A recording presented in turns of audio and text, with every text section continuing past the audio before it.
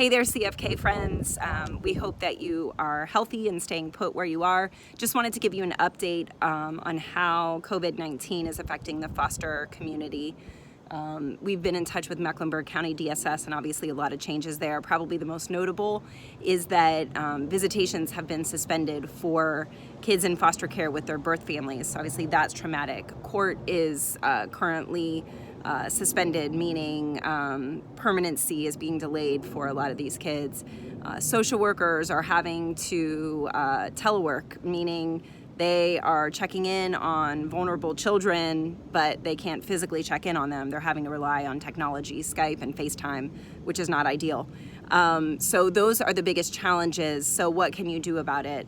Right now, CFK as an organization, we are focused on the young adults that are in foster care or in extended foster care or have aged out of foster care. And I'll give you an example. I read this earlier this morning. This is from a young adult. She says, I'm in extended foster care. My college is closed. I'm worried about food, internet, laundry. I have no family, which is why I'm in foster care in the first place. I need somewhere to go.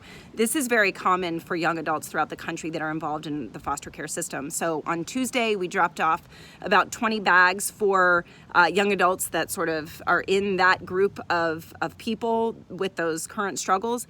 The bags contained essentials, antibacterial, we had some snacks in there, and most importantly, we had gift cards in there. And so we continue to collect gift cards. The other thing that we want to mention is social workers. Social workers are having to work in almost impossible conditions. And so we sent out an email to our socialite community, those people that are involved in our socialite program, both the social workers and the socialites. And we got a couple of emails back from social workers here in Charlotte. One says, I can't thank you enough for just sending an email and being there for us. Another one says, every single bit of encouragement helps.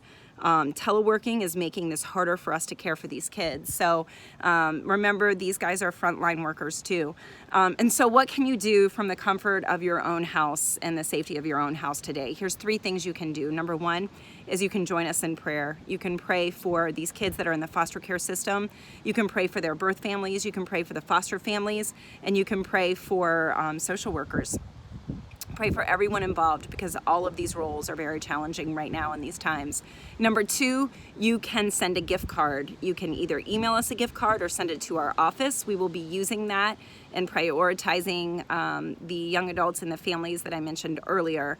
You can find more information about that linked in our bio. And then number 3, become a socialite. We want to continue to encourage these social workers as they work in quite impossible situations.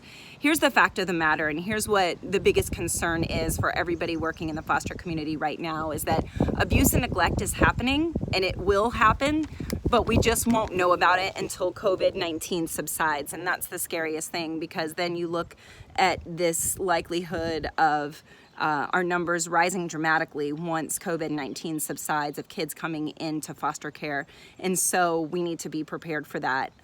So I would encourage you to do one of those 3 things today: pray, gift card, socialite. We thank you for your support. We could not do this work without your support and your prayers. So God bless, and I hope everyone stays healthy.